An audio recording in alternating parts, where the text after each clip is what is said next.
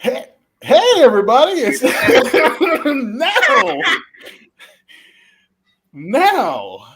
It's Alex saying Rio and our special guest DJ Taylor Senpai in the building. Burn again. Okay, good. We got a little test run there. Sorry, everybody. We were a little late for about a couple seconds there.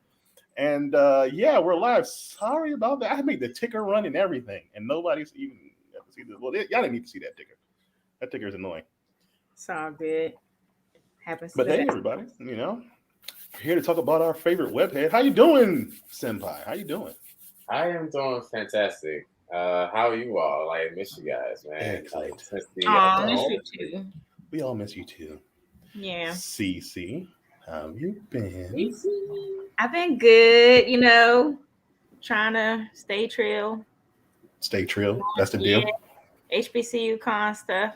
All types of stuff. Let them know what's happening. Let them know that it's coming. Oh my gosh. Okay, so April 29th through May 1st, it's going down on the campus of Bowie State University. We're gonna have what's up? We're gonna have a hybrid event. Okay. Lord willing. But it's going, and we're gonna have a step show. We're gonna have the gaming tournament. We're gonna have drumline battle. It's gonna be lit, Shout out to Sam. He's on the squad. He came up with the fashion show flyer. I seen that. I was like, oh my god! Fashion. Of course, he will be the fashionable one. Fashion. Wearing his sashes or whatever them things I call his. He was wearing some drape stuff. Nah, don't be mad because you call it a shawl. It's not even a shawl. A shawl. This nigga was wearing a shawl. Pashmina. Is that what it is? A patch. This man was wearing some cashmere shawl. It wasn't cashmere. It was like 100% polyester. Okay, all right, whatever. He was trying to look fly. He was trying to outfly me at my own wedding. Oh yeah, everybody! Hey, everybody! I'm married now. Yay! Shout out to Mrs. Jessica. Problematic. Hey. I know, Mrs. Problematic. Now we have Mrs. Problematic in the house. Mrs. Problematic, yes. Problematic. All right. Oh yeah. Thanks for the shoes, though. Oh yeah, I gave all you my got groomsmen. Some shoes? Yeah, I gave all my groomsmen Air Force Ones. Nice. Hey, that was good. Yeah. Yeah. Hey, what's going on? Mr. Millard? What's going being on? On the bridal party is more work than people think it is, but it's lit because you get gifts. Oh, shout out to the was it the couple or the two that we met at your wedding that were fans of the podcast? Oh yeah, hey, my cousin Lorene. I did not know, but she actually watches our podcast, and every so single does one. her, her boo. And they actually like the podcast. They were over here groping over Sam. Like, oh my god, we got something. Plantain Poppy, yo. He's man. I'm like, y'all over Plantain Poppy. It's my wedding. Y'all over here all up in his shit. This wedding's supposed to be about me. Hey, and we got Rio. Camera not even. Sir. Camera not even right. So what's going on? We got Rio in the house now. Mr. SpiderMan. He don't even have his mask on. What? His SpiderMan mask. Yeah, I'm shocked he don't got his SpiderMan mask on. What's up, Sherman? What's going on, Mr. Sherman? How you doing? Y'all already know what we're here for. We're here to talk about Spider-Man No Way Home. And before we get started, it's the last thing I'm gonna tell y'all to do. Like us on Facebook, like us on Instagram, like us on Twitter, follow us everywhere. Follow all of our co-hosts here. Also, please share this stream right now. If you got friends who have seen Spider-Man No Way Home and y'all want to get all the spoilers out and talk all the trash. Spoiler alert. Yeah, we about to spoil this. So send the link to the video that you're watching right now. Send that link to your friends. All right. Send it out to them. Have them join us in. All right. Have them join us. Yeah. Make sure you let them know it's spoilers though, because I don't want nobody mad at us. Yeah. Don't get mad at us. I told them they got till Christmas to see this movie. After that, all hands on deck. Nah, it's going down right now. After that, you going savage. After that. Nah, we going savage right now. You right, Green Goblin, Black Air Force energy. Let's go. Let's go. Oh my God. Rio, why you don't have your mask on? It's in the dry cleaners. Wait, hold on. Wait a minute. Rio, are you okay? Because I don't see no drink in your hand. What's going on? What's going on, Clay? Yeah, no drink. Oh, never mind. Okay, Oh, never mind. All right. red Cool. cup. Come on now, you know I can't show up without a drink in hand. Oh, I got my drink. Hold up. So, you know what? We're not even going to hold back. Let's just get into it. We already got 5 people in the stream right now. All right, let's hop into it. Spider-Man, No Are we gonna Way swing Home. in? All right, this is well, I guess you can call it the trilogy, the closing to a trilogy. Even though, dun dun dun, spoiler alert, we're not done. We ain't done. Yeah, Got 3 more. We got another 3 more according to Kevin Feige. This shit ain't done. Thank you, my Lord and Savior, Kevin Feige. Again, in the name of the Mickey, the Minnie. Honestly, I feel like they're gonna continue this until he finishes college. Oh no, never mind. He getting a GED. I thought you said they're gonna finish this until Kevin Feige dies. No, that's blasphemy. Where? How did we get here? Hey, I thought that's where I thought he was going. I didn't know that's not where we were going. No, okay. no. Okay, all right. Well, hopefully, Kevin Feige does not die, and we get to continue on with this for a very long time. Yeah. First impressions before, because I'm gonna give y'all a second. First impressions when y'all walked out of that movie theater. Mm-hmm. How did you feel? Like on a scale from this is the shit to this is trash, according to Rio. Where'd y'all put this on the scale? Like, what was that feeling y'all got when y'all got out of that movie theater? Cece, you just finished watching the movie today. Oh, I yeah, did. you just got fresh hit. I'm fresh. I'm sorry, y'all. I'm sharing. How did you all this feel on walking out of there? Oh, first of all, I saw it by myself, so I don't know if y'all saw it by I saw yourself. it by myself. I was yesterday by myself. Yeah. Yeah, which is definitely, it has its pros and cons because you get to I feel like you catch more of stuff when you're watching it by yourself. But then, when you do have those moments where things are like real exciting, you're just like, self-contained. They're just like they're reacting. But of course, I loved it. I think it was one of the best, if not the best, Spider-Man movie I've ever seen. I agree. Mm-hmm. It just delivered on so many levels, I feel like, and it was a lengthy movie, but it didn't feel long at all. It was just really, I think, well done, and like I don't even know what I like. First of all, the after credits, and then the after credits. Oh yeah, that was like I was just excited about that in of itself. You know what I mean? But then the movie was, so it was really wonderful from start to finish. And I'm glad I stayed to the end credit because that was definitely worth it. Mm-hmm. But I'm just trying to keep it generic until we like. Oh yeah, because everybody you already know what's overall review. Yeah. But I loved it. Cameos, everything, great. You know what? I want to save Rio's reaction for last. I like the look on his face. All right, Senpai. Hit me up. What you thinking on this? Honestly, hold on before we continue. Miller, you missed the after credits. Wait, who missed the after credits? He missed the after credits. There's 2. Yeah, you're not supposed to. Hold on. You're never.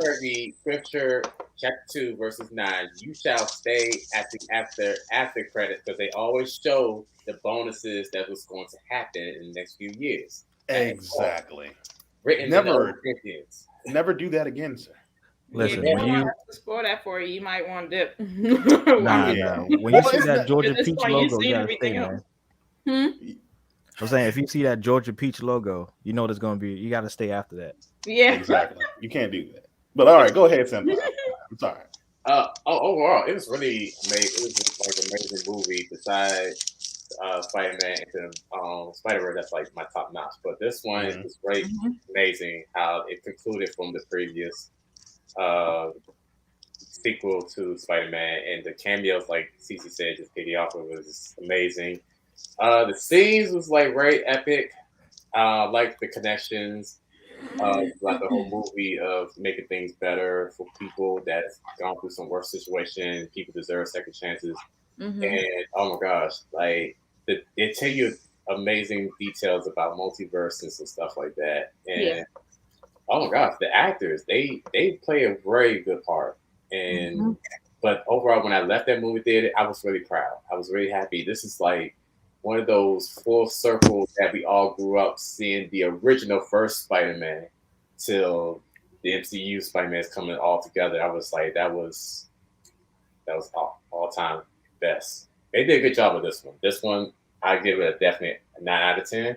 Because the only reason I get 9 out of 10 because I was mad because one of the person that was in the theater who got the nerve to fall asleep in one of the dialogue scenes. I mean, he was snoring harder than a grizzly bear. I was just like, fucking serious. I mean, you hear on Spider-Man? I was like, Slim, if you don't wake your fat ass up, like, bruh, like, this is the best part. And he'd be great. It was just so annoying. I hate it. This is a lesson learned. Go to movies with your friends. Like, I went by myself, but I next time I need my crew. Like, but overall, it was a good movie. It was really that ain't got nothing to do with the movie, but ruined the experience for me. It's an experience. Like, it really distracted me so hard. I'm like, why would you? I'm about to say you really seem to take this person. Because when I focus on a movie, I want to make sure everything's here clearly, here good, and see some good dialogue. This man just had to interrupt the people's talking. All you hear was. Don't fat shame him. He felt. I'm not fat shaming him, but I'm just like, ooh. I'm do that to your I don't know. I'm sorry. I was just like. I feel you though. That sucks. and yes, Mr. Miller, the Venom scene was the first one that was there. Yeah. And, he did say that one. Okay, good. I feel bad for you, Smooth, that nobody understood Charlie Cox and Tobey Maguire and Andrew Garfield being there. Like, I feel bad for you, for your movie theater. Nobody got hyped. That's sad. Man, I definitely feel like I was the most hyped person there. Bruh. I was but it was by myself, you know. I was by myself trying to hold myself in my seat. As they're coming, I'm like and like people are around just looking at me, and I'm trying to pretend like I'm just like fixing myself in the chair, but I'm really like a little kid. I was acting stupid. As you can plainly see from my reaction, all right, this is one of Kevin Feige's masterpieces. Okay, this is a masterpiece. Right? Yeah, and I will take nothing less. I'm watching you, Rio. I will take nothing less. Sam, I'm letting you go next because I want to hear Rio last, so I can. Hey, I swear to God, Rio. Nah, man, Rio came in this joint angry, so I'm sure he has a lot of shit to say. But he just anyway. Trash. They wait for him to say it's trash. Listen, I went to a black theater, so that shit was hype. Okay. All right. Yeah. Outstanding. Yeah, Outstanding. that shit was hype. I like how they somewhat incorporated the I'm Spider-Man, but no, I'm Spider-Man. That whole meme, they incorporated that very well. Yeah. Overall, like it was a very good film. Like I like the cinematics. Peter kind of annoyed me a little bit with his choice, but I mean we'll get into that. Which Peter? Which Peter? Yeah. P1. Okay, P1. Andrew Garfield. As a lot of people don't like that version of Peter Parker, but I kind of do. But I'm gonna save everything else for because Rio, I know you're gearing to go. Like, all right, hold on. Before he gets started, let's get him up in the front. All right, Rio. Oh my God. All right. So what is it that you want to know? What do you? What was your know? overall thoughts before we deep dive into scene by scene? All right. So I hate to disappoint the fans, but here we go. No. Look, I hate to disappoint the fans, but it's not trash. Okay. So I liked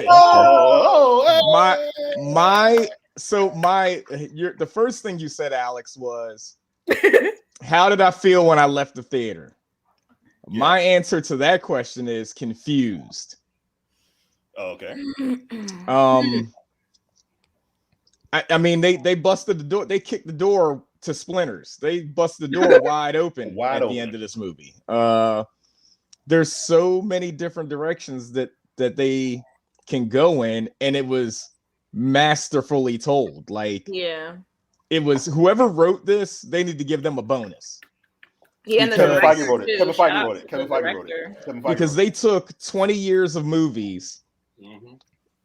and then put a bow on it. Yeah, So you could leave Andrew Garfield alone. You could leave Tobey Maguire alone. You could leave Jamie Foxx. Tom Holland alone. Yeah, Really, Tom Holland, you could leave him Yeah, alone. you can He leave doesn't everybody need alone. to come back. yeah, He should, but he doesn't need to. yeah. Yeah, I was happy with it. I was happy with I'm it. actually shocked. That's it. Where's the Rio? All right, here's the thing. I don't know if it's my favorite Spider-Man movie. Whoa. Okay. Whoa. Yeah, What will be? Nah, nigga, you. Where would you rank it? And then, like, what would you put above it? Exactly. All right, so it actually goes But deeper what- in that. That was a good question, CC, but it actually goes deeper in that. The reason that it's so hard for me to say that it's my favorite Spider-Man movie is because if you look at the trilogy as a whole, all of the MCU Spider-Man movies were an origin story, and this was the final step of his origin story. That's fair. Oh, okay. I get you. Okay. I got you. You see what I'm saying? So it was like the first two, he really wasn't Spider-Man yet. Like, he hadn't learned with great power comes great responsibility until this movie. So the first two were almost like a prequel to his story. Right. Yeah. And then this was the real first episode. So that's why I was confused. I was like, all right, let me look back at all of these movies. This was all just a lead up. I see what you mean. Okay. Like, a Spider-Man's origin story isn't complete until somebody says with great power comes responsibility, then dies. Pretty much. Because if Aunt May didn't say it, she still will be alive today. She would have survived getting hit by that glider. Y'all dirty. Y'all dirty. Y'all dirty. Yo, how many times we gonna see Uncle Ben die? Or We hear didn't about see Uncle him. Ben's Yeah. death? We didn't see him this time. Right. Yeah, it was. And the fact that it was Aunt May who delivered the line, and basically through the whole trilogy, they were kind of like, yeah, Uncle Ben, he was an all right guy, but fuck him. You know what I mean? Like, it was really, Uncle Ben had nothing to do with this MCU Spidey. Like, he didn't play a significant role in his life as far as we could see as the viewer at all. Sorry. Which is sad, but you know, I mean, we're splitting hairs here. So, you know, Aunt May, she delivered the line, which I was okay with that. That's cool. You know, but when she got hit by that glider, I don't know how anybody didn't say it. I was like, oh, she's Bruh. dead. Yeah, I knew it. I knew it. I When was she- like, that I killed knew her. it. I was like, I couldn't take a hit like that. Yeah, once she got hit by the glider, I'm like, how is she not like Bruh. seriously? And when she- injured? yeah, And then when the she way got was, up- like standing, like, Yeah, you I could was- tell that she was like trying. Like, I'm like, at some point, this woman's gonna fall. You could tell. Yeah, when she stood up, I was like, damn, Aunt May is strong as hell. For real. Amen. Because I'd have been like, call everybody. Hey, man, it's them I yams. can't move. Them yams. She got the Yeah, she was yams. gangster. Those yams held Wow. her together for a couple minutes later. But you're look, right. I'm ready to do the deep dive. That's my initial, you know, I'm ready to do the deep dive. You're right, Hit us with the points. Him having to use everything, having to lose everything and everyone. Yeah, that was sad. Yeah. But okay, we're gonna start from the beginning. Yeah. All right, Aw, Samuel, do you want to narrate? you gonna narrate? I mean, it picks off from what? Our storyteller, our resident story. Far From Home. I agree. Yes, the ending Yeah, of so Far it picks From off Home. from Far From Home. His identity is revealed to the world by Mysterio. Mhm. And upon all of this, like chaos kind of ensues in his life. Like Mary Jane, they find out that Peter's dating Mary Jane, or that she's close to. Not Mary Jane. Her name is not Mary Jane. Michelle Jones. Michelle Jones. Yep. Yeah. Ned, like everybody in his life is kind of like entangled now. So when they're applying for school, entanglement, they can't get into MIT because of their association with Peter. So Peter feels bad. So he's going to Doctor Strange to try to fix everything. And in trying to fix everything, Peter has all these conditions. And in having all these conditions, Doctor Strange's spell is like, it's fucked up, really. Yeah, before you continue, all right, you skipped over a very, very important part, Samuel. That cameo. You forgot about our cameo. That cameo set the tone for the whole movie. I was like, hold up. I was like, what? I'm like, and I knew it was him, but I didn't want to believe it was him. I didn't want to believe it either. I saw the brick come through the window, and I was like, that's my nigga. Oh yeah. Man. Daredevil. So basically, Daredevil. Peter's trying to get everything fixed, but he tries to do it the normal way. He's basically trying to explain himself to everybody. He's basically trying to get any type of normal help in the beginning, right? He goes to Matt Murdock, and we see our boy from the Netflix show Daredevil. I was surprised. No, I wasn't surprised. Hold on. So here's the thing. Kevin Feige had announced that he will be Daredevil. He will continue on as Daredevil. But when they said that, I'm thinking, okay, he's going to continue on as Daredevil in a Disney Plus show now, because the rights are going to transfer over from Netflix to Disney, right? So I'm like, all right, he's going to continue on. I did not know that he was like going to have a cameo in a whole ass. He had a good 2-minute cameo though. I was so happy. He did. And Cece, like you said, that brick flying through that window, bang, and him catching it, and Spider-Man just be like, "Yo, how'd you do it?" Yeah. I'm a good lawyer. I'm a really good lawyer. I'm a really good lawyer. Because he told him, he's like, "You're gonna need a really good lawyer," and then he called the brick. He's like, "I'm a really good lawyer." Like, basically, you need me. So yeah. So now that we know that this is and everybody in the chat, thank you for being on the chat. Thank you for liking the video. Also share the video, please, everybody. Share the video with all your friends who have seen Spider-Man Far From Home, because we're spoiling everything. And can you guys get those likes up on YouTube? If you're watching on YouTube, that would help us out a lot. Yeah. But and I don't know if we said it, but shout out to Do You Speak Geek for that nomination for yeah. Here. Do You Speak Geek? Thank you for nominating us. Well, this is, I didn't think I didn't know y'all was checking this out like that, but thank you for nominating us for Podcast of the Year. Us, little old us. Thank you. But let's get back into it. So we know. So Kevin Feige said he was coming back. I did not know he was going to come back in this movie. My God, thank you, Kevin Feige. Thank you for keeping a good actor, because he was so good as Daredevil. We cannot lose him. Yaya says they were clapping in her theater. Oh, yeah. That's good. Oh, yeah. You must have seen it when it first came out. Yep. Love seeing Matt Murdock, but now I need the MCU to do rights by Agents of S.H.I.E.L.D. That's not going to happen. Yeah. It's not going to happen, Sherman. I'm sorry. Agents of S.H.I.E.L.D., I'm going to full of Griffin Studios here. Trash.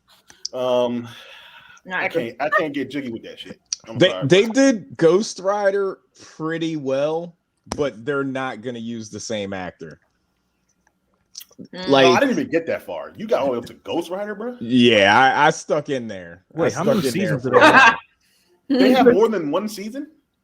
Oh yeah, they had like 6 seasons, I think. We got 7 seasons. There you go. No, okay. So I think I must have stopped on 6. Okay, well, fuck that shit. All right, Sam, you can continue on. Now that we got through that Matt Murdock beautiful scene with Matt Murdock. Well, I'm gonna stop it at the Doctor Strange, his spell went out of whack, like you guys saw it in the trailer. yeah.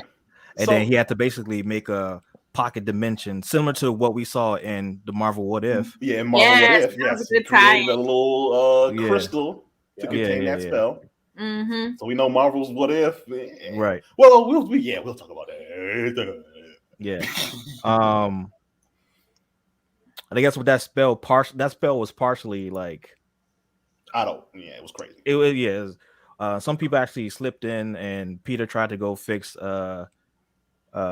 his friend's MIT problem by actually meeting one of the like the admissions the officers. the admissions to handle the applications, everything, to try to let their friends in.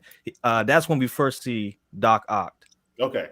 The Stop first real quick before you continue on. Remember, Rio, when we watched the trailer all those times, right? I remember you had a gripe about the whole, why would Doctor Strange do this? You thought it was kind of whack initially when you saw it in the trailer. Do you still feel that way about it, seeing it in the theater? Do you still think it was like, Yeah, it was still irresponsible. Yeah, it was okay. You know what? I agree with you. It was a very irresponsible thing to do. Like, yeah, he said that they had done that spell for less though, but then I don't think he anticipated, Peter Parker like throwing in all those wrenches at the last those conditions. Like, hey, we didn't talk about this. Yeah, and Strange. What Strange didn't do. Well, that's probably why he lost his title as the as the Sorcerer Supreme. He did not explain to Peter, like, hey, while we're in this, don't speak to me and don't have all these random thoughts in the spell because you're effing it up. Yeah, you're muddying up the waters. Like you're not doing. You're messing this up. You can't concentrate. Right? Muddying up the multiverse. Exactly. Now I'll tell you, what they did was with that scene. At the end of the movie, they justified that scene in a way because when he performed, I'm going way, I'm doing it to explain that initial scene, how they kind of forgive his irresponsibility of that. So at the end of the movie, when he performs the final spell, that actually does make everyone forget. Mm-hmm. Strange says everybody that loves you isn't going to remember you, and that included Strange. Mm-hmm. So it showed that they kind of had like a connection. They had like a friendship, and Strange really, that was part of the reason why he was appeasing him earlier in the movie. He felt bad for him and wanted to help him fix things. So I was like, at the end of the movie, I was kind of like, okay, I kind of get it now. Yeah, and they saved the universe together. Yeah, they literally fought Thanos. Remember together. that? And they were literally a team together in that scene. They worked together. He was doing the rings and he was flying through the rings. Like, right. And remember, Doctor Strange doesn't have any kids. Yeah. And he says to him, his wife. Yeah, he said to him, sometimes I forget that you're just a kid. Yeah. So did Iron Man. The dialogue kind of filled in the things that didn't make sense to me. Mm-hmm. But so I forgive it. I can't take any points away for that. As much as I would like to, I can't take any points away from it. You tried so hard though. Yep. Okay, right. Doctor Strange, as King says, let's get into Doctor Strange. I mean, I said Doctor Strange. They did bring more character out of Doctor Strange. Dr. Octopus, the other doctor. The real MVP. Yo, he was my favorite villain out of all of them, though. Yes, they did bring a lot of more character out of him. Yeah. It just goes to show that like his whole like origins, his villain origin story was like literally a technical malfunction. Once that chip went out and those tentacles like took him over, and once Peter Parker and they were able to fix it, Norman, with oddly enough Green Goblin's help. So but once they got that, he was like clutch for the rest of the movie. Yeah, he was everything he could have been. Yep, exactly. He was actually a hero. Yeah, Dr. Octopus as a hero. Could you imagine? Yeah. That's tight. Yeah, it was good. You like see, he was the easy fix though. Like you Yeah, burnt yeah. out chip. a microchip. Just give him a damn new one. Like Well, you know, his Peter killed But they him, didn't have so- the technology in his universe. Where here they had the nanotechnology. Actually, no. they did. They did. It's They just did. that that Spider-Man didn't have the time to help him. He was already going on a rampage. Well, He not didn't have Right. time to his constrain him. suit. His suit. Well, yeah, you're right. Has Peter's the suit. nanotechnology where he was able to constrain him. temporarily debilitate him, you know, with his his arms and stuff. He still could have Yeah. done it, either like trank him or something. Not even with his webbing, because he's pulled out of that. No, not with Yeah. webbing. Like hold him enough time, How? give him a sedative or something, and then just Spider-Man doesn't run around. He's not Batman. The nigga don't run around with sedatives. he'll find a way. He barely just He'll find a way. He'll find a way. Okay. yeah. Green Goblin blew you. What? What? Why Green do you Goblin hate Green? blew me. I know you. Well, yeah, You mean that you I like hated Green him, or did you? Oh, like him? we'll go into that. Yeah. There was a lot more nuance to him. Like his problems were like really in his Oh head. yeah, literally. You know, in his he head. was It's like okay, Yeah. this man is But not. see, this is why this is the It's called Sam Raimi series of Spider-Man with Doc Ock, right? Yeah. That's Sam Raimi. This is why the second Spider-Man movie is the best movie, because they had the best villain and they had the best actor to play that villain, and then bringing him back and having him reprise his role, and knowing that he's doing some Sony, Disney, Marvel shit, he put his A game into it. They Now- all did for real. Now hold on. I gotta defend the new Spider-Man movies. Like Willem Dafoe killed it as Green Goblin. Yes. Oh yeah, In- no. in both I'm not of the shitting on him. movies. No. I'm not shitting on him. I'm not shitting on him. Alfred Molina, he plays Dr. Octopus. He killed it again. He killed it. But let's not forget that in Homecoming, Michael Keaton played the Vulture, who killed he it. murdered him. Okay, but I'm talking about as far as those original. I'm not shitting on any of them. I'm talking about as no. Don't get me wrong. All right. Yeah, Rio. In this review, I think we're gonna be on the same page more than not. Okay. I am not ever shitting on any of them. I'm just saying the second Spider-Man movie out of the Tom Raimi series was my favorite. Yes. Easy. Doc Ock was amazing in that movie. I loved it. And the practical tentacles, they use practical tentacles in that movie at certain points in time. That made it feel so much better. It just felt so good to me. And to see it on the screen, I literally, I ain't gonna lie, like a tear was like right there. I was like, oh, yeah. But it was like the tentacles had a mind of their own, much in the same sense that Green Goblin's personality. Yeah, he had more of the symptoms of like split personality disorder. Yeah. Where with Doc Ock, his split personality was the machine. Was the machine itself. So it was like voices in his head. Yeah. Because I think he had it's like 4 different voices in his head. Yeah. Right. 4 different, including his own. So that's 5. It's all 5 of y'all fighting each other. That's why he was saying like if it's so quiet when he got that trip. He could finally think on his own. Yep.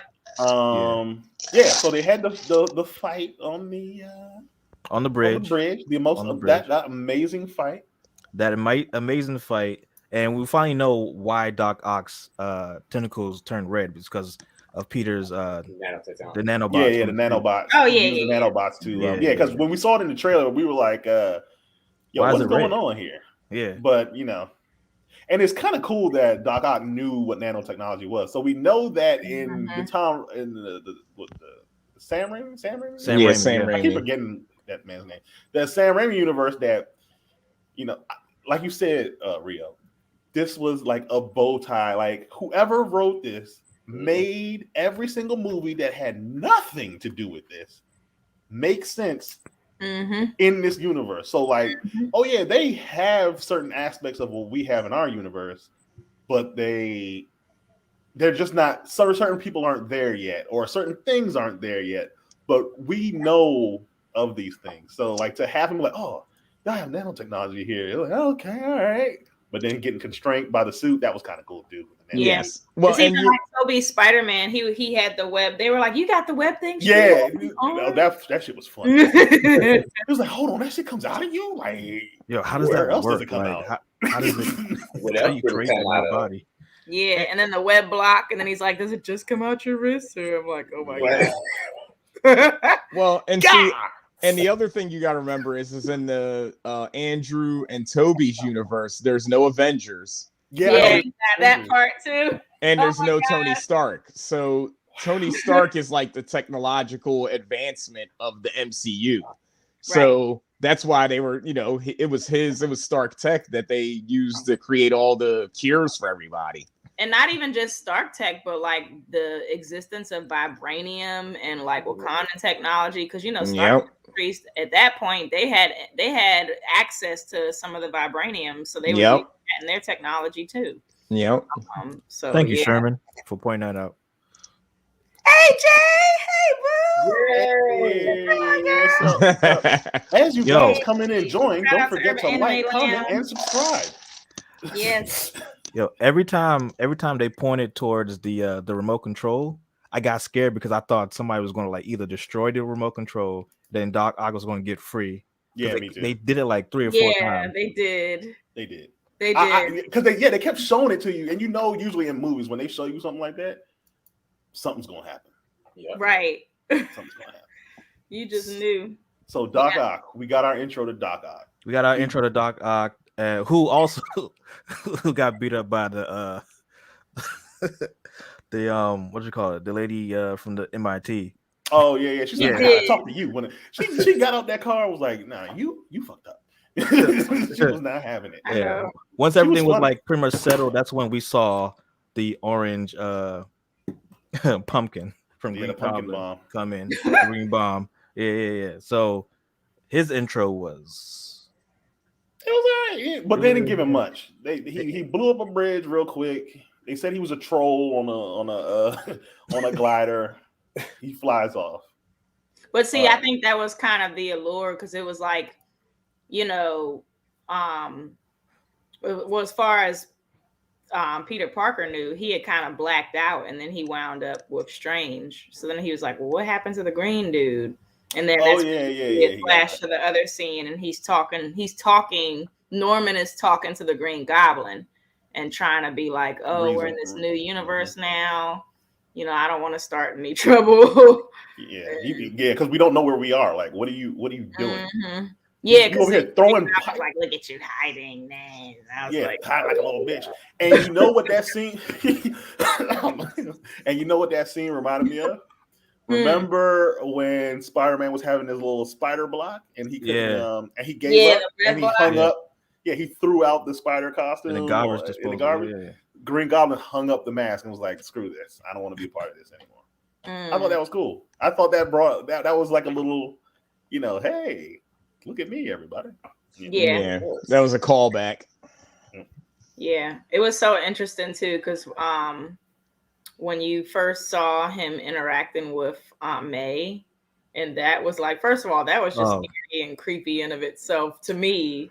And then when he started to like kind of take a turn for the worst, and there was that moment, I think he was in the apartment and she was like backing away into the room, like, I do not know this man anymore. Like, well, hold on. But like how he got to where Aunt May is, he went from the alley and he went to a homeless shelter. Mm-hmm. To where Aunt May just so happens to work at. Mm-hmm. And yeah, she basically called him like, "Yo, I think the dude that you're looking for is here." Like, mm-hmm. Who thought the lizard was neglected? Neglected. He deserved it. Yeah, as far as I'm concerned, he's a trash character. Go ahead, Sam. What was you about to say? No. I was agreeing. Like, I didn't care much about Lizard Man. Like, I care about Electro more than Lizard Man. Yeah, yo, Electro was frying him like, "Yo, you got this guy over here, like you try to turn everybody into lizards." Like, this crazy ass motherfucker. What the fuck is this? But yo, I feel like Electro was like, I mean, we've seen Electro, the blue Electro. He was so somewhat like docile in the beginning, and then when he turned blue, all he could just think about was just power this, power that. This one's cracking jokes. He's blacker than black. Yo, blacker than black. Wow, he's cracking jokes like, yo. It was like, hey, yo, Yeah, this is the Electro. First of all, this is the Electro we deserve. I saw the Amazing Spider-Man. What was that, Amazing Spider-Man 2? Amazing Spider-Man 2, yeah. Bro, that was the most trash-ass movie I have ever seen in my life. Okay, let me just quick side. See, this is why I like this movie so much, because it makes you call back to all these other Spider-Man movies. I still want my money back, Google. So, back in the day, back in the Android Marketplace days, when they first started putting in movies, right? A movie called Spider-Man, The Amazing Spider-Man 2 was in there, right? And so what Google used to do is, they'll give you a 10-minute preview of the movie before you buy it. That sounds like a great idea, right? 10 whole minutes of a movie before you buy it. So you get a feeling of the movie. Guess what The Amazing Spider-Man did? The first 10 minutes are fire. So you're like, because what do you jump into? He's already Spider-Man. He's floating in the air. He's dive bombing. He's swinging. He sees Rhino. He gets into a whole fight with Rhino, right? You get to watch the entire fight. And then as it goes into the next scene, that's when it cuts off. That's 10 whole minutes. So I'm like, oh, this shit must be fire. My dumb ass hits the button. Bye. I watch past the goddamn 10 minutes. Trashiest. It just goes downhill from there. Wait, how much was it? At the time, it might have been like $15. It might have been $15 at that time. I don't remember. But all I remember is that shit was trash. And I won my $15 back. And my dumb ass sat there and watched the whole thing for 2 hours. So I was outside of my window. You know, you got a 30-minute window. I done watched 2 hours. So I lost my money. Why'd y'all make Jamie Foxx act like that? All right, number one. Looking like a sniveling Smurf bitch. Smurf. All right, that's number one. Smurf. Gave him a comb over. And I'm glad they made fun of it in the movie. It was like, nigga, last time we saw you, you had this greasy ass comb over and some glasses. Like, what happened to you? Like, how you was electricity and he was floating around the internet or whatever the fuck he was doing, to where you said, man, fuck that shit. You got yourself a nice ass shape up and you black again. How you figure that? You was just blue 10 minutes ago, and you ended up in this universe. I guess the MCU's main universe is like, nah, man. Everything's cooler in MCU. Everything's cooler here. We don't do blue. I think somebody told me that the only reason why he agreed to be Electro, like the only stipulation was, hey, I'll be Electro if you don't make me blue. Yeah, I think that was one of the reasons. because it was trash. Yeah, And he doesn't get acting time. He isn't really acting. It's just like a CGI character, you know. Yeah, you just put some dots on your face, and that's all you get to do. He was dressed like a New York dude too, bro. Like, this if nigga you had look at his Tim's outfit, on. This nigga had Tim's on. Had a freaking I don't know what New type Yorked of, Had a straight up work clothes on. had some VVS jeans on. This nigga was styling, man. Everything. Yes. Yeah, man. Okay, yeah. So we got a better Electro. The Lizard was Electro, rightfully, that's the. So they got rightfully Doc neglected. Ock, they got the Lizard, then they went and got Electro. Well, before Electro, they got a big ass tree. Then Electro. Oh yeah, a big ass tree. That's another villain.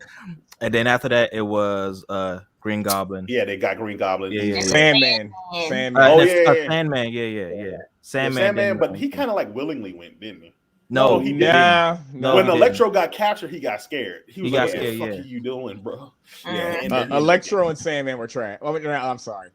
Lizard and Sandman were trash. Sandman was trash in his movie. I don't consider him really much trash in this because here's okay. I didn't like him in this. Let me be clear. I didn't really much like him in this, but I didn't hate him in this because I'm like, what are you gonna do with Sandman? I like how each villain had their an agenda, gripes. Yes, they all had an agenda and their reservations about working with Spider-Man, right? So even though Doc Ock was like being the most like, I don't need to be fixed, blah blah blah, you know, you could tell like his was just raw. I don't need to be fixed. Lizard, who's neglected, stayed kind of quiet. Like he was just quiet the whole time, and he was like, man, the only thing he really said was like, man, they might trick us. Electro, well, he kind of foreshadowed when he was like, what did he say? We're gonna get screwed. Try to fix people. There's always consequences or something.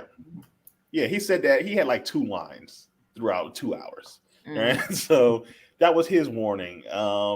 Electro was just more fascinated with the world and was willing, like, yo, this is my second chance. He's just trying to get out of there. Like, let's just get out here. Well, I think Electro also had a chip on his shoulder because you kind of saw that come out when Green Goblin started to come out of Norman. Because remember when Doc Ock was like, oh, no more, you don't have to worry about the dark side anymore. And that was when Green Goblin kind of got triggered. And then he was appealing to, what's the name? Electro's ego. Because remember, he felt like he wasn't nothing without his powers. Like he felt he was going to go back to being a nobody. Yeah. He basically, actually, you know what speech he gave? See, here's another color.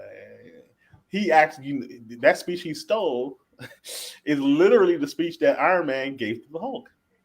He told Bruce Banner that because when they in the first Avengers movie, and he was like, "Oh, why are you always messing with me?" Blah blah blah. He's like, "Because there's nothing wrong with you. You gotta let like I used to think something was wrong with me, and this little this little chess piece, it's a part of me now. This is who I am." And the Green Goblin basically gave the villain version of that speech to Electro. He said, "This is a part of you," which was stolen from the X-Men. So it was actually stolen twice. Stop it! You disrespected Kevin Feige. I don't like it when you do that. No, I didn't say the X-Men movies. It was stolen from the X-Men in general because the X-Men never look at their powers as a curse. Some of them do. Remember, some of them do. Rogue looked at their powers as a curse. Magneto preaches it, and kind of Xavier preach it as a gift. Yeah, they do. They both preach it as a gift. But Magneto just thinks that humans should be obliterated. He just thinks Is he wrong? He's also a genocide. Yeah, he's also a genocidal maniac. So let's like he's not wrong, but he's not he right. Ain't right. That nigga ain't right. Yeah. So he gives his gripes. Sandman is the one in between. He's like, yo, I want to go home to see my daughter, but I don't know if I can trust you. So it's like everybody, it's like wavery, but they're all wavery in different ways. Mm-hmm. Whose power is a curse? Yeah. Rogue. Rogue. Oh, yeah. Rogue's power is a curse, yes. Right. I consider Rogue. Yeah, she thought her power was a curse herself. A whole bunch of other mutants, especially the ones who had like Nightcrawler. People who looked different, like they thought their powers were curses. It made it difficult for them to form relationships with people. And move around society. The ones who often if their powers inhibited their ability to form healthy and fulfilling relationships, those are the ones who had the hardest time. Exactly. Mm-hmm. Right. If I got 3 fingers and a tail, you ain't trying to smash me. Yeah. Human beings, actually, I don't think they can live without touch. Though. You said what? I said human beings, they can't live without touch. Like this whole thing right now with COVID and everything. We're so used to being around people. Some people are not. Like they need that work atmosphere to be social. Yeah, that's true. I mean, we're all social creatures to an extent. I think COVID-19 just made it so that even introverts are like, okay, I was prepared for this, man. Bye. I mean, but even I think when everything was shut down, it was like, oh, bye. It was like even the introverts were like, okay, I want to be at least able to get on a plane, Oh, you mean by okay, as I said. Yeah, I could travel by myself, but I still want to travel. I'm sorry, y'all. I thought you meant by as in you're. Oh no, I think you did.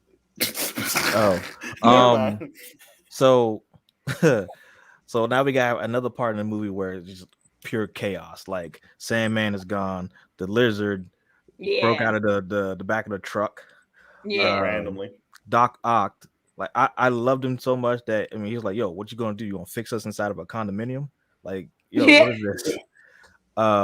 Electro, if Green Goblin wasn't there to kind of sway his ego, because already when Peter put that device on his chest, he was like, "Yo, something's wrong. I can feel it." All that power he felt his power kind of being taken away. Body. Yeah.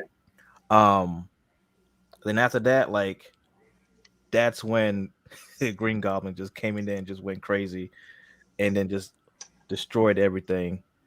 J. Jonah Jameson was there to capture everything and even put more bad rep on Spider-Man's. Like, is this the Spider-Man we all that you all fight for? Was anyone tricked by the Green Goblin? Yeah. Were any of you slightly fooled by the Green Goblin? You know, Jay.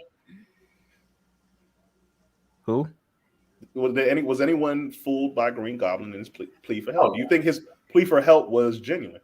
I mean, yes and no. Yeah. You know what I mean, I feel like Norman's plea for help is genuine, but I also felt like the Green Goblin, like it's literally another personality within him. You know what I mean? So I felt like it was only a matter of time before Green Goblin came out.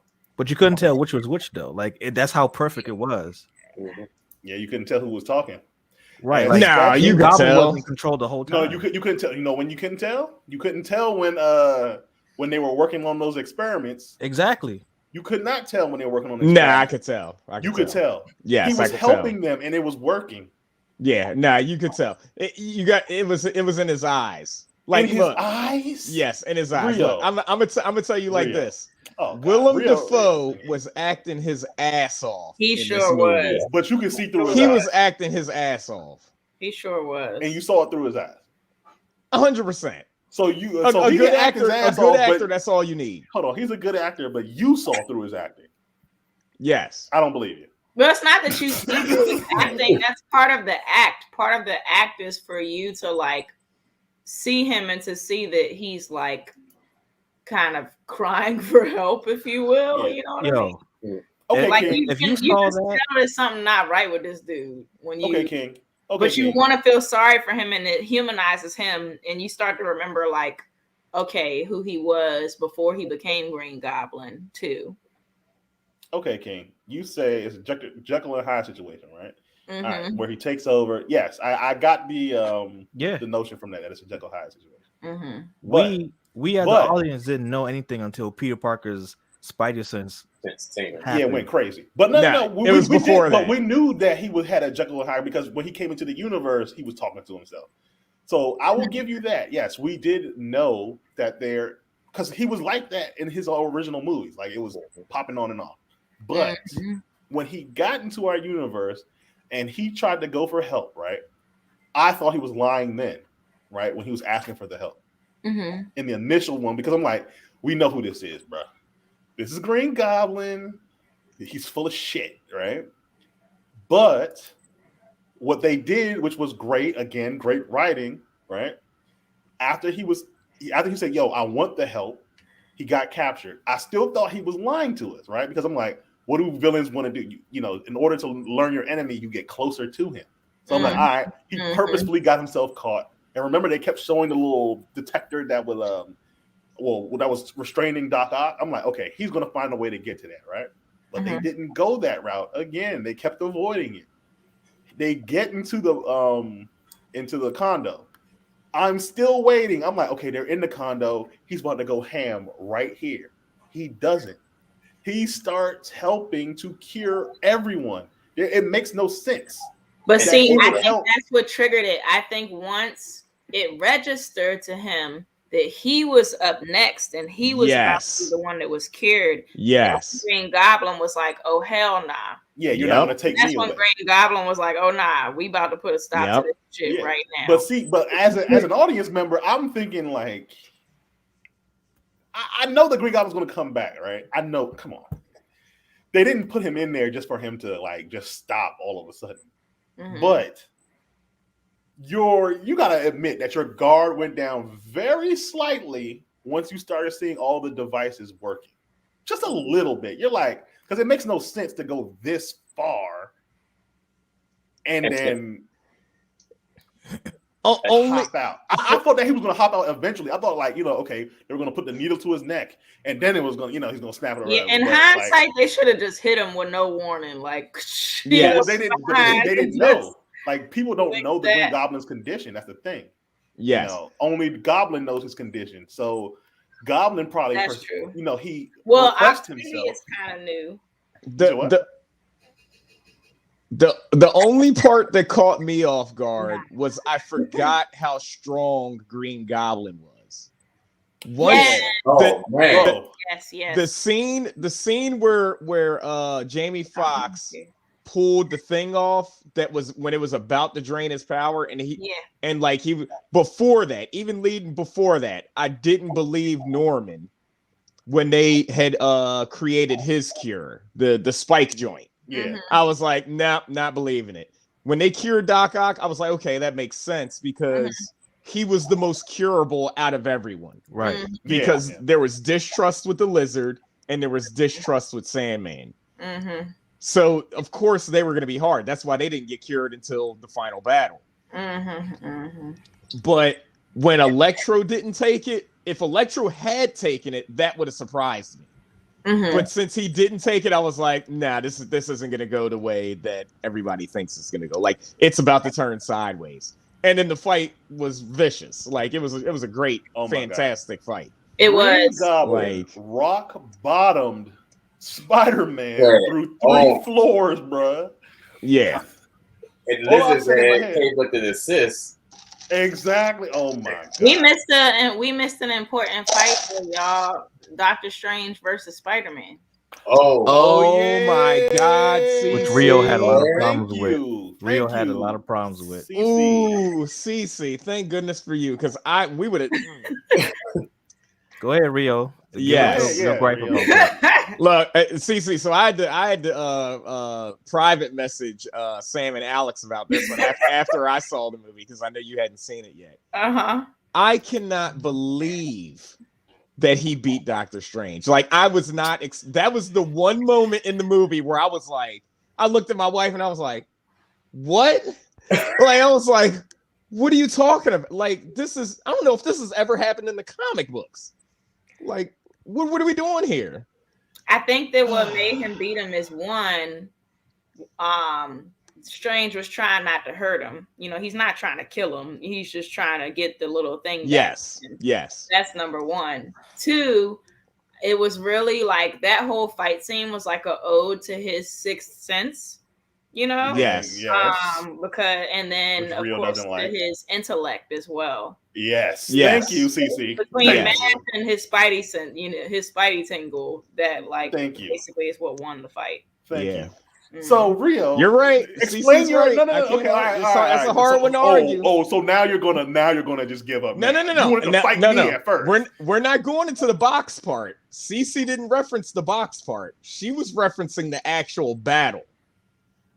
Okay, so let's get to the box, because I've explained this to you. It's science. If you want me to go Google the freaking science, all right. Now let me explain why I'm not feeling the part where Doctor Strange was trying to take the box away from Spider-Man. Okay, go ahead. After he knocked Peter out of his body, and he was able to avoid him. Yeah, and then he was able to get back into his body too. But he was that was and it's not that I don't like it, it's just that the explanation for why he was able to do that was very, very vague and unexplained.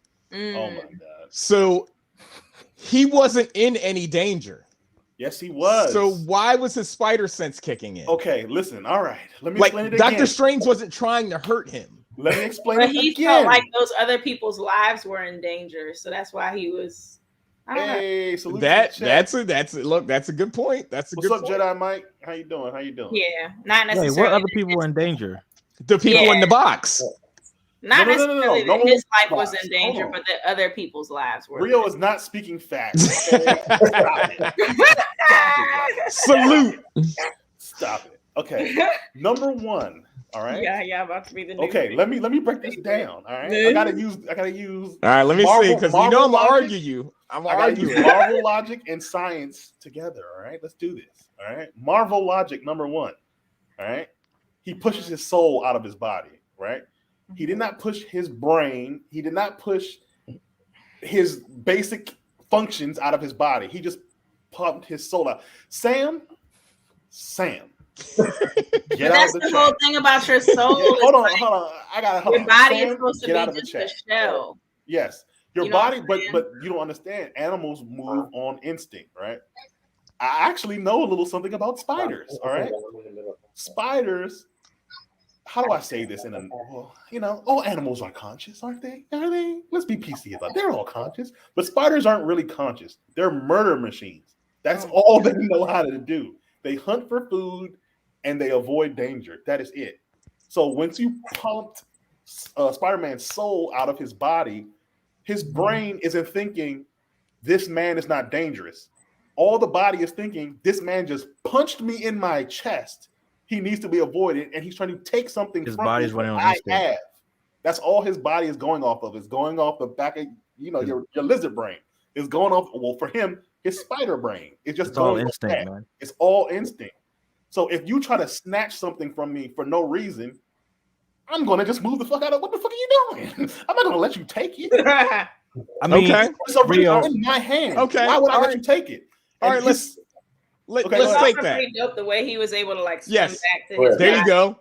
Thank you, CC. How was he able to swim back to his body then? That's happened before. We've seen that happen before in the what? Marvel universe, in the comics, and in little stupid shit like that. What That's happened character? before. But the character who is maybe if there's a character who's been able to do that, they've had some kind of magical background.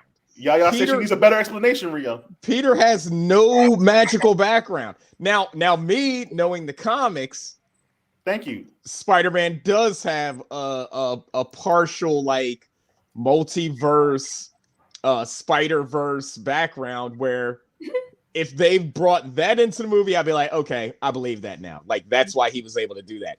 But there was no hinting or anything at that in this movie. He was just all of a sudden able to do this. I was like, all right, I wish they would have kind of. He's always had his spider sense. It's always been there. Well, he didn't know, remember, because he didn't really master it until the Mysterio situation. And he still hasn't exactly. That forced him to master that skill. Where yes. Before it was there, but he didn't really know. It was how to always in the back of his head. Yes. And even in the Mysterio situation, he had a gun to his head. Mm-hmm. Okay, he had a gun to his head. What are you saying? What are you saying here? He was in danger. His Aunt May threw a banana at him. He didn't dodge that. It just hit him. He could get punched. Didn't I just explain to you? His soul was in his body. He's been punched in the face before. He hadn't even met Mysterio at that point, though. He hadn't even gone to Europe. He hadn't done nothing. His soul is in his body. He dodges fatal attacks. That's what the spider sense is for. In his body. You remember after Aunt May got killed, he got shot in the shoulder. He got shot by a gun in the shoulder. Yeah, but he was distracted. Yeah. Right. Yeah, what did you want him to do? Your aunt is laying there dead. Yes, 100%. So he ignored it. But that still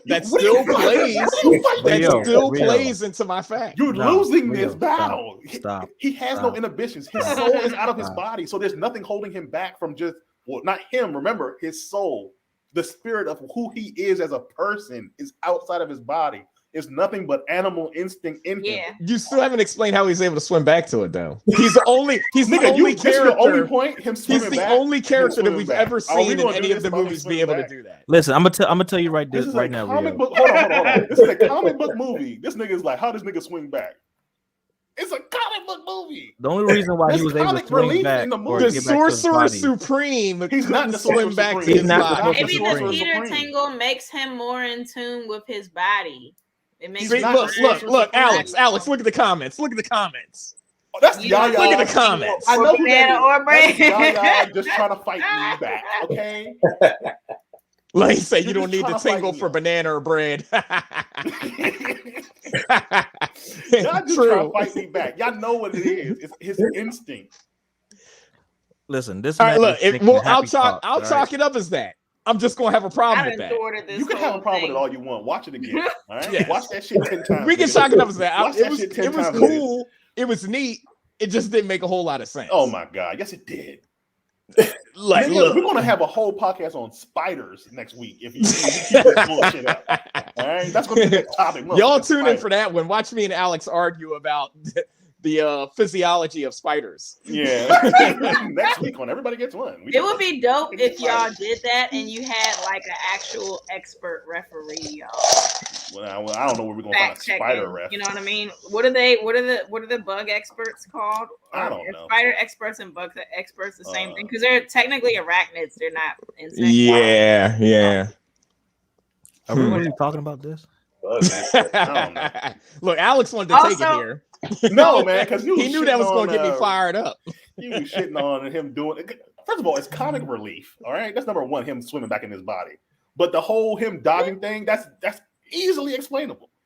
But anyway, I'm done with this. Oh my God! What Doctor Strange, he couldn't move with the Sorcerer Supreme. Did it to him. All right. Okay. Y'all gonna keep fighting me on this. All right. But when Doctor Strange fighting me. When that happened with Doctor Strange, was he even nearly at the level? No. He was a regular person. You can't compare that. So like I feel like if that were to happen to him now, then he probably would be more. And he's still not the Sorcerer Supreme now. He's still not. He still don't have the title now. Well, that's because he lost on technicality. Yeah, technicality. But now I don't give a shit. He lost that fucking title. That nigga ain't shit. Look, he probably doesn't deserve it Peter since he botched that spell. All right, let's go. But anyway, okay, let's where are we? Okay. Oh, we're pretty much at the end. We're pretty much at the end. Okay, so the cures are all there. All right, the villains escape. All right. Aunt May is dead. Aunt May got slammed up by the glider. Why they had to do Aunt May with the glider? By the Goblin. Yeah, and by then the Goblin. Spider-Man 1 is hungry for blood. Yeah, he want that blood. P1 is hungry for blood. Then next you know, all the other two of them, Andrew Garfield and Tobey Maguire. First of all, the fact that Andrew Garfield Spider-Man, how did he become Spider-Man 3? And that whole exchange just like cracked me up. Like the fact that he somehow became Spider-Man 3, even though he's technically Spider-Man. Yeah, he's Spider-Man 2. And then he was like, I love you guys. And they were like, thank you. He just wanted some love. They did him so dirty. I was so mad at that. Exactly. Sorcerer Supreme, my ass. Thank you. He ain't shit. That nigga ain't shit. Well, anyway. What was that thing? Look, that you better put some respect on Stephen Strange's name. Right. Man, fuck that nigga. Put some respect on it. Sir. What Tell him, senpai. What was that thing that Doctor Strange said about people, or I think it was the Sorcerer Supreme, or maybe Wong, who said it was about people that can actually use the what's it called, the ring. Oh, the sling ring. Yeah, the sling ring. Like they have like aptitude for magic, right? Yeah. Okay. If you can use the ring that fast, you have an aptitude for magic. Yeah. Okay. All right. So Ned and I'll call it Zendaya. Zendaya basically chilling. My boo. You can call her my boo. Or you can call her my boo. I've been trying so hard not to call her Zendaya too.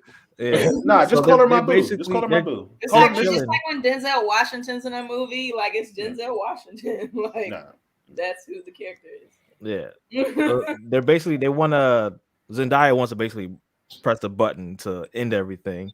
And Ned is like, no, we just need to find Peter. And then in doing so, this man is flicking his wrist around and creates look at the wrist. A portal. And that's when he brings in Andrew Garfield. Yes.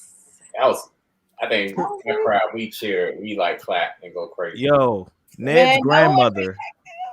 Ned's grandmother. I think that was his mom. Was his mom or grandmother? I think it was his mom. Well, the elderly person inside the house is funny. Whoever that is. He was calling her Lola, and then someone else said, "Bye, Lola. Something's Lola." I don't know what. I don't know the hell. Mom, grandma, whatever she is. Which they were speaking, if it was tag along but I'm sorry. Yeah, Filipino Tagalog. Tagalog. Oh my God, I butchered. Did you say tag along? I butchered the pronunciation. That's how it looks. It looked like tag along. Okay, all right. Well, look. In let's not get CC's defense, it does have a G on it, so it's like Tagalog, but Tagalog. At least I know the word. Silent G in it. Okay, I got you. Yeah. Tagalog. Wow. Okay. So we get the but yeah. So.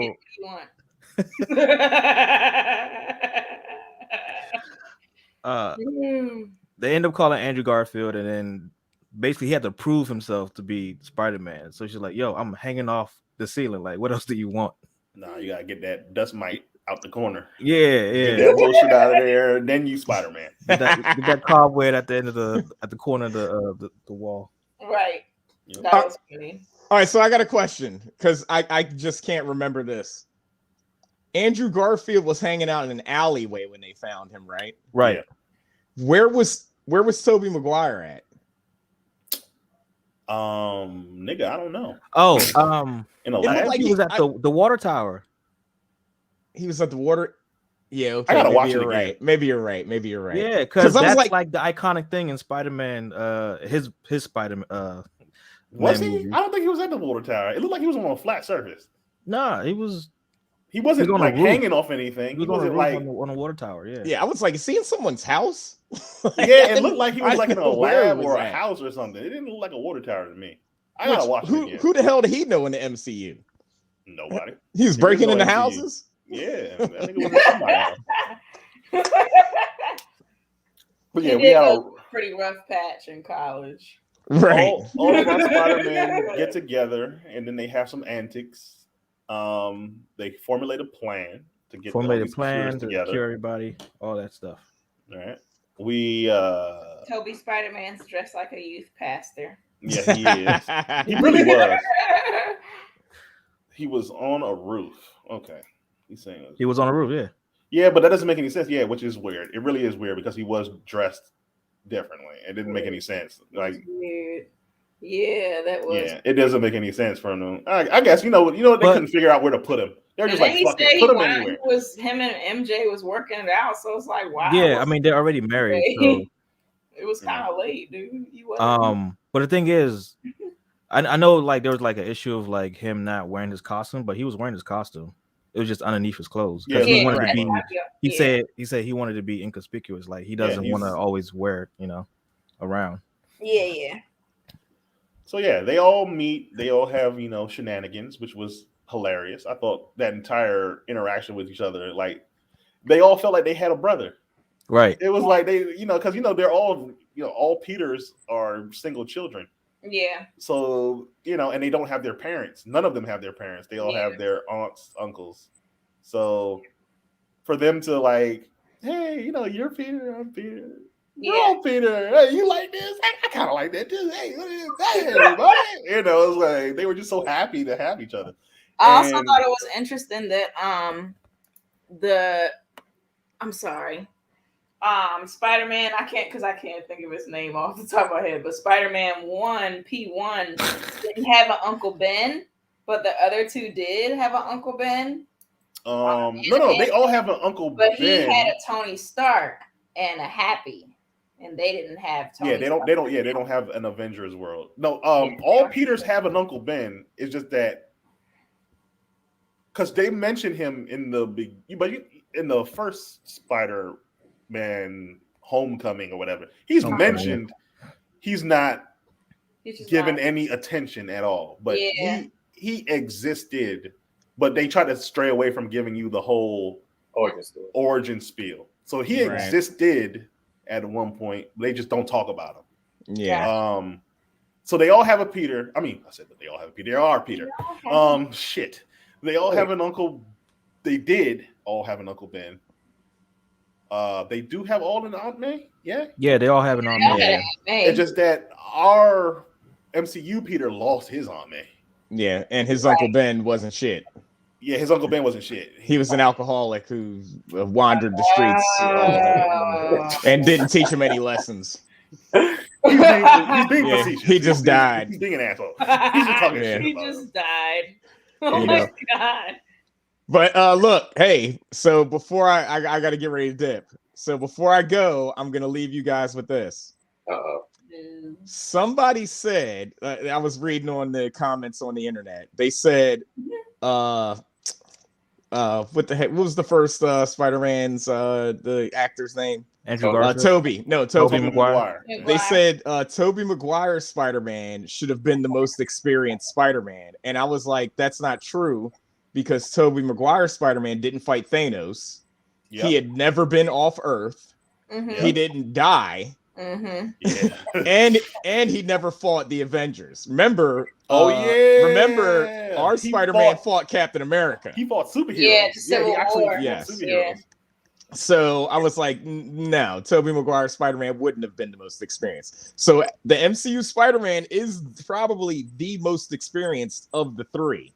Well, that was kind of that were there. Yeah, and they showed like they paid homage to that because they were kind of like Sam was saying in the beginning in the big fight. It was so chaotic because all the villains, they all had their own agendas. And then you could tell that the other two Spider-Men had never worked as a team before. They were all kind of going like in different directions and really didn't have no form or methodology to what they were doing. And then that's when, what is it? Todd McFarlane Spider-Man? No, Tom Holland. Tom Holland. Why did I say Todd McFarlane? Isn't that's the creator of Spawn. Like, who's Todd McFarlane? He also hold on. Oh my God. Fun fact. He also Spider-Man. He also drew Spider-Man though. Yes, he did. Spider-Man. This is his drawing right here. Power. But yeah, so he was the one who kind of pulled them together and was like really the military strategist, if you will. Yeah. And made it make sense. So here's a side note. McFarlane. Also, before you go, Rio, what was I gonna say? Shit. I lost my thought. Okay. Oh yeah. Before you go, I'm just gonna skip it up to near the ending part, right? So at least you won't be missing out on much. All right. Final fight happens. Our Spider-Man's pissed off. He gets into a rage. He wants to kill this Green Goblin, but he doesn't. Right? He restrains himself. Oh, Toby stopped him. He needed. Toby stopped him. Yeah, he stopped him. But when you look in Toby's eyes, you just want to do the right thing. Yeah. I know he kind of does convince you to do the right thing. All right. He convinces them to do the right thing. Everybody gets to go back to their universe. That ending scene where, because I know a lot of people were, they were so mad at these Spider-Man movies because like, oh, well, he's so technologically advanced, blah blah blah blah blah. The writing in this movie is so good that they found a way to get rid of all of his enhancements, all of his powers, and bring him back to base, right? Everyone he loves and knows has forgotten him, right?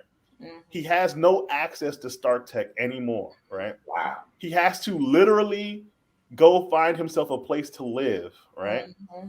Which is a classic apartment that we know him to be in, like literally drawn for like literally pound for pound, it's literally the same apartment we're used to seeing him in. And then he has to like literally sew his own suit, and then they put him in that classic bright blue and red. Mm-hmm. We get him in a classic Spider-Man suit. One thing that I do want them to keep, even though they put him back in a classic suit, right? Remember, our Spider-Man, there's so much stuff being taken in that he needs the camera lens eyes. Yeah, he needs the irises to shut and close. Mm-hmm. So, and plus, in a movie, you want to give your character personality, and him shutting and closing the irises gives him personality, because usually they take off the mask on characters on purpose, right, so they will emote something. But when Spider-Man has his irises, he can still kind of emote. Yeah. So hopefully they find a way for him to be like, all right, I'm gonna at least keep this piece to help, give us that same Spider-Man and not have him have that classic wide open eyes for no fucking reason. Yeah. No, I think they will. I think they will. That's simple enough. He's smart enough to create that technology. That's simple enough for him to keep. And he'll probably just create his own little gadgets that he can, have in his suit from here on out. Like which reminders is way better. Reminders of Tony, like little, okay, well, he used to do this, so let me try to do, I can't do it on his level, but let me make a little tracer. Remember his little spider tracers, I can have a little spider tracker or something like that. My little spider flashlight shit. Yeah. And he had that crap. But okay, so also in closing, since you're at the end now. Yeah, Doctor Strange. Two of my favorite scenes. Yeah. Andrew Garfield saving MJ. Yeah. That was literally yes. That was the only scene of all the scenes in the movie that I clapped for in the theater. Oh, okay. Like when he flew down, grabbed her, and landed, and he just kind of looked at her. In his eyes? Yes, I was like, Hell yeah. Like he needed that scene Yeah, for his character to move on. Yes. Yeah. And then also when Tom Holland's Peter was gonna kill Green Goblin, because that was real.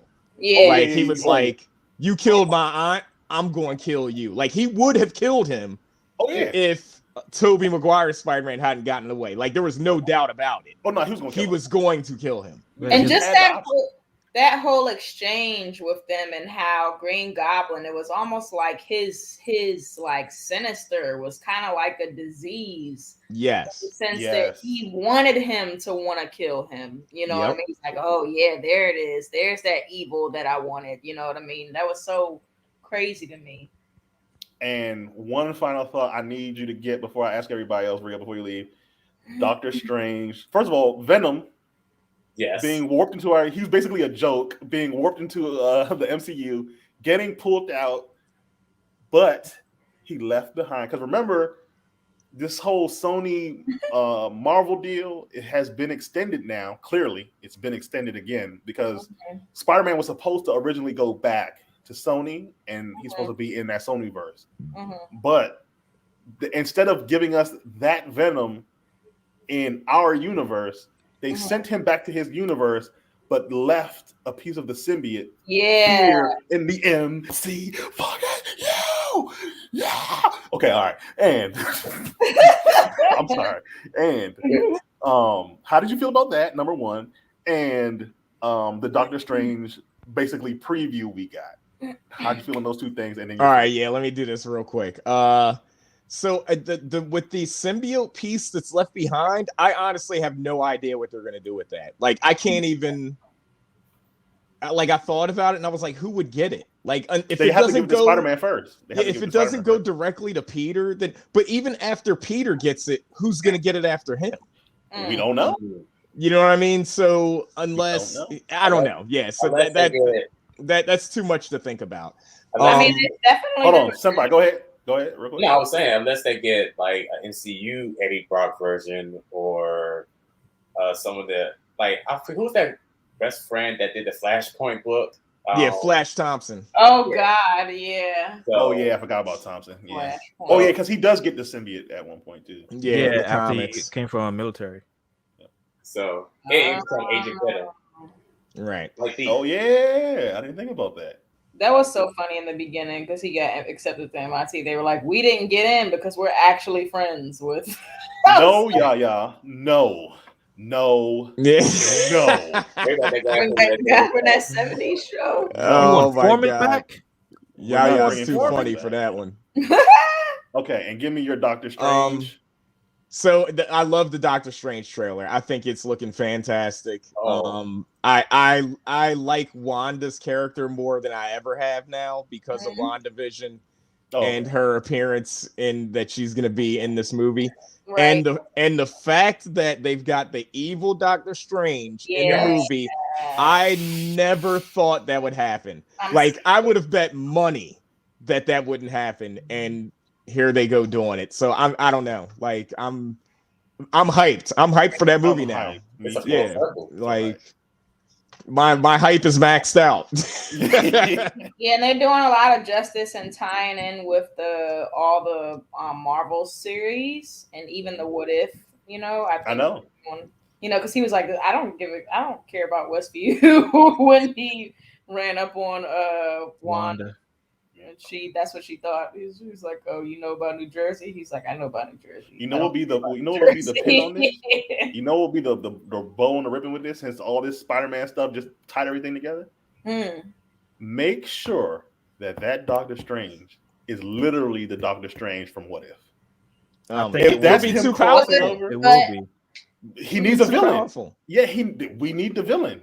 He needs the villain. It's the multiverse of madness. Yeah. You need a villain on He fought Dormammu and couldn't win. So he kept killing himself and Dormammu over and over again. He needs a villain on that scale. Absorbs the good Doctor Strange too. Well, hold on. The good one. If you remember in the trailer, I think this is the same from the What If because he basically expelled Shimmergroff or whatever the tentacles. Yeah. So I think that's basically the same Doctor Strange. Yeah. I hope it is. So that's all I'll say. here's a fun fact. So the new Doctor Strange movie is actually directed by the guy who directed all 3 of the Spider-Man movies, Sam Raimi. Oh, he getting a second chance? Yeah, he's directing that Doctor Strange too. And so don't fuck this up. If he's directing it, you know who might show up in it. That's all I'm saying. And hold on. Let me do this real quick. Save us. Don't fuck this up. All right, Sam Raimi, you got a second chance. Do not fuck this up. But with that, I'm out. I'll catch y'all later. Bye, Rio. Make it an epic pod. Nah, we're about to. Don't worry. We're about to do right behind you. Round up right now. Yeah, we're about to round it up right now. But all right, Rio. All right, y'all. Shout out your socials, Griffin Studios. Oh yeah, Griffin Studios. Griffin_Studios on Instagram and RIO_Griffin on Twitter. All right. Mm-hmm. All right, Rio. Peace. Peace up. Deuces. Also. All right. So, what did you guys think of that? The Venom short that we got and the Doctor Strange short. Let's Senpai go first. Yeah. So I really like the fact that they brought back Venom part. That was really interesting. It's just now, like I said earlier before, like what if who's going to be the next Venom? Either they're going to have an MCU Eddie Brock or what's the guy? Damn, I keep forgetting that guy's name. The Flash Thompson. Flash Thompson. Yeah. Flash Thompson. And as far as Doctor Strange, I was really excited for the trailer. Just seeing this new Doctor Strange from the What If series. That was all like a good, amazing crossover. Mm-hmm. And not only that, he's starting to see more of multiverse action is going to come in the future of MCU movies. So I'm really looking forward to it. Especially speaking of multiverse, I don't know if y'all captured that moment during the Spider-Man movie where Doctor Strange came back from the mirror scene, and all of a sudden you can see the skies like breaking apart into purple skies. Yeah. All the characters. I was trying to analyze who was one of these characters that I was familiar with, but it was just so fast, so I had to rewatch it and like pause and see who was there. But it was really fantastic. Like that one. And overall, it was just interesting. I'm just looking forward to the next movies for Multiverse of Madness, and who's going to be the villain. So let's get into it, baby. Let's go. Okay. Cece, Sam, you got any final thoughts on those last two scenes? So the Venom part, first of all, I think that was well done. How he was just there drinking the whole time and then disappeared before he had to pay his tab. And then I do think there's some there with Venom and Tom Holland's Spider-Man, primarily because you see a different side of him in the aftermath of his Aunt May getting killed. And now he's like alone. He don't have no family, he's in the struggle. So he's kind of like on, in a position where he could be on that fringe. Yeah. Potentially, that will attract the symbiote. Yep. Because I think of it in the terms of like being possessed, and even in that whole thing, there's like certain conditions that makes a person supposedly more vulnerable to being possessed or whatever. So I kind of think of it in that sense. And then with the Multiverse of Madness, I'm very much looking forward to that. Looking forward to seeing how that ties into What If and all the Marvel series. Interested in seeing how they go about it with the evil Doctor Strange versus the good Doctor Strange. And how it like will tie in with the just the cinematic universe and the Avengers in general. Like, will we see any of the other characters? Because of all the cameos we had in this movie, I could only imagine like in the Multiverse of Madness is probably going to be crazy. Oh, it will be amazing. Yeah, it's probably going to be crazy. So very much looking forward to that. And until then, I'm just going to be watching this movie. Probably going to see it at least one more time in theaters. And then hopefully it'll be streaming. Oh, yeah, I'm definitely seeing this thing. Because we'll try to watch it like repeatedly. Yeah. Yeah, I'm definitely seeing this thing again automatically. Mm-hmm. No way around it. I'm seeing this shit again. Yeah. Samuel? Listen, all I gotta Both say is in- Marvel has planned out what I'm going to be looking at from my 30s to my 60s. This life plan that they have set forth, not this life plan, is something else. I think the Doctor Strange movie is going to open up a lot more stuff pertaining to the Marvel universe.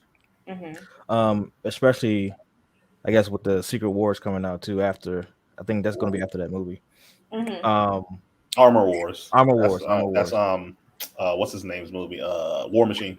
War Machine. Well, that one, and then the Secret Invasion with what's his name is Nick Fury. Nick Fury. Yeah. Nick Fury. Yeah. I'm excited to see Wanda again because she's very OP. Yeah. I want to see what she's gonna do and what happened to the kids. Oh yeah. I'm excited to see whatchamacallit again. I always get his name messed up. Chitwell Ejiofor. He's the guy that played he was the villain. He's gonna be the new villain. Well, not the new villain, like the sidekick. Got you. But other than that, this whole thing is getting me very excited. Like, DC can't compare. Yeah, and even then, did y'all see that? Did y'all see that Batman trailer? Oh yeah, I'm watching that. I don't care what y'all say about that, man. I'm watching that. That's automatic. Yeah, I'm gonna watch it. I'm just like, that's automatic. I already know it's gonna be good. No. Year one Batman's. But the thing about that, we're gonna have to talk about that later because since Commissioner Gordon is black, that means that Batgirl. Okay. So, well, also in the series too. Remember? No. That Batwoman in the CW series. No. That's Batwoman. That's CW. Yeah, and that's Batwoman. That doesn't. Yeah. That's somebody totally different. Yeah. But yeah. I just can't wait, man. Like the Doctor Strange, and then seeing Wanda and them together, magic versus magic. She's gonna be magical. Oh, this nigga. You just had to do it. All right. My final thoughts on this whole goddamn thing. All right. I'm actually excited with the closing of this Spider-Man movie, right? They can go several different ways. Number one, they technically don't even have to stay in the Marvel universe because, like if Sony wanted to end the deal, they could have ended the deal with this movie and just transported them back to the Sonyverse or whatever, right? But they didn't. They kept them here, right? So we at least got them for another 3 more movies. And I don't know where the movies are going, which is great because when I had my theory with Venom, I'm like, okay, they brought him in, right? They teased him twice because he was in Let There Be Carnage, right? At the end, he ended up in our universe at the end of that. And he basically stayed here on an island, on a resort, pretty much, in somebody else's room, drinking for an entire movie, right? Through an entire movie, pretty much, right? And my expectations were, okay, all right, he's going to stay in our universe for a while. They're going to have their little thing, and then they're all going to get transported back, right? That didn't happen, right? So to see him get transported back and the symbiote get left behind, I have no idea what's going to happen. This is great. I enjoy that. Like, you left me with a little bit of mystery here. Yeah. With the Doctor Strange, I don't know what the fuck is going to happen. Let's be very clear here. All I saw was vicious ass scenes. I don't know what the hell is going to happen. We have evil Doctor Strange, which they never mentioned was going to, like, whoever is doing the lockdown at Disney is doing a great job because I was already Googling shit about it. I'm like, okay, all right, we know Wanda's going to be in there. They let certain things leak out, but they didn't let this leak out, that we were going to have evil Doctor Strange in there. My God, that changes everything about what I thought was going to happen in this movie. So I'm confused and excited That's all I gotta say. I have a question. Who was that tentacle monster in that? That's trailer? Shurmur-Goroth. Yeah, that's the monster that he absorbed in the What If. He's on Marvel's Capcom. Yeah, too. Marvel's that's Capcom what 2. reminded me so much. That's why I've seen it before. And I was like, yeah, that's Shurmur-Goroth. If you ever played Marvel's Capcom 2, I didn't even know what he was when I was playing Marvel's Capcom 2. I just knew he was just like some monster. I was like, okay, this got to be some Capcom shit, because y'all love tentacle monsters over there. Actually, my bad. He was in Marvel's Capcom 3. He was in Marvel's Capcom 2 as well. Yeah, but in Marvel's Capcom 2, he was like he's a playable character. Yeah. Are you sure? Yeah. I played with him. What are you talking about? Yeah. But yeah, it's good though. But side note, I like how they had the Spider-Man, Toby and Andrew together talking about wishes. They broke it down, all these rumors and back talk about who was the better Spider-Man. Like, it was like, look, everybody was the better Spider-Man overall. And especially Andrew Garfield was talking about he was lame, but Toby told him, listen, man, you are amazing. You hear that? You're amazing. But I know, all those little callbacks to who you are. Yeah, that joke was tight. Yeah. And Toby's just so wholesome. I know he is. He's just so nice. He's like, I mean, that's great. He's the oldest out of all of us, but he gotta pep him up. Yeah, he's so nice. I like him. He's so sweet. Listen, that ministry is working for him, so he gets the youth back up and help them get their lives together. You know what I'm saying? Yeah, they get that Disney money. Exactly. They got a nice check off this, I'm pretty sure. Oh yeah. But yeah. Oh yeah. But lines. Shit, Daredevil got a nice check too. Oh they yeah, Daredevil. Right, that's what I'm saying. 2 minutes for $2 million. Y'all think he's making an appearance in She-Hulk now? Because he's got to. Daredevil? He could be the because remember, go to court together. Yeah. Remember, She-Hulk is a lawyer. She's a lawyer for superheroes.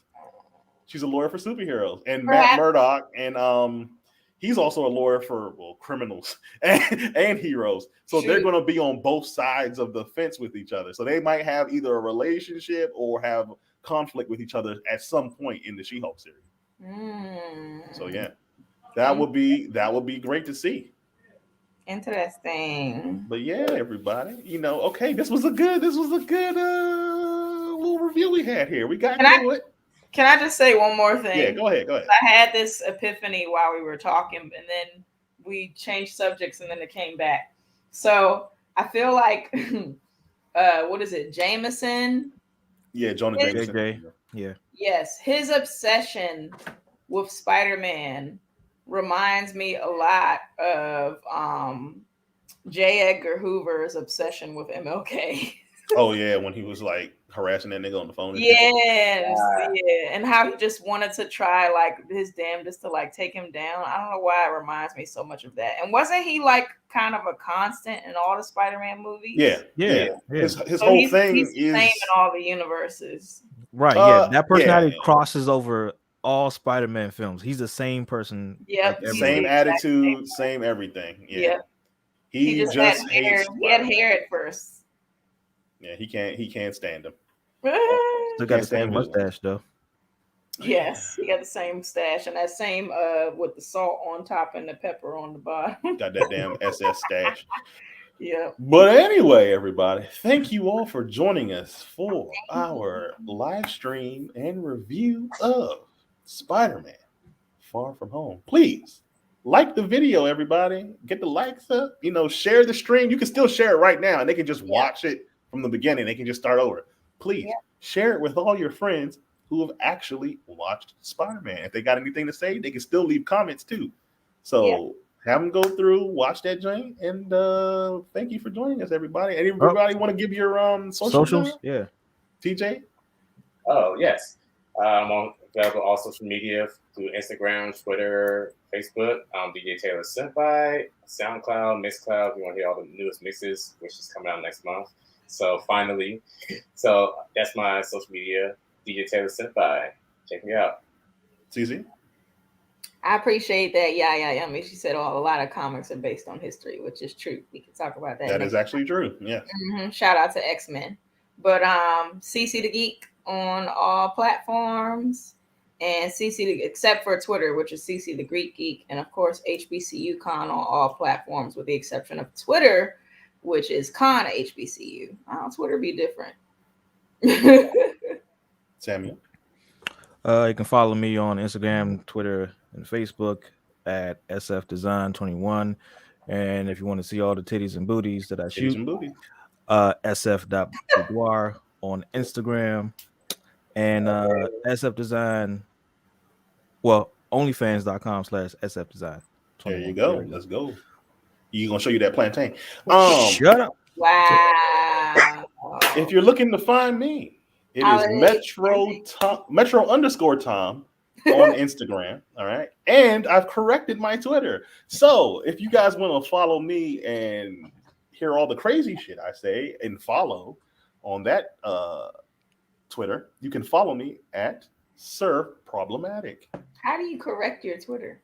Well, because I had Metro Tom as the name on my Twitter, and then people kept trying to follow that for photography stuff, and I'm like, don't follow that.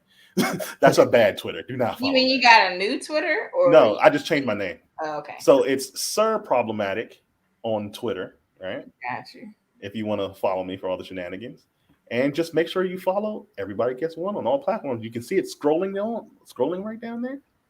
Follow all that shit down there, and Spear fingers. bye, everybody. All right, I gotta eat this Chipotle.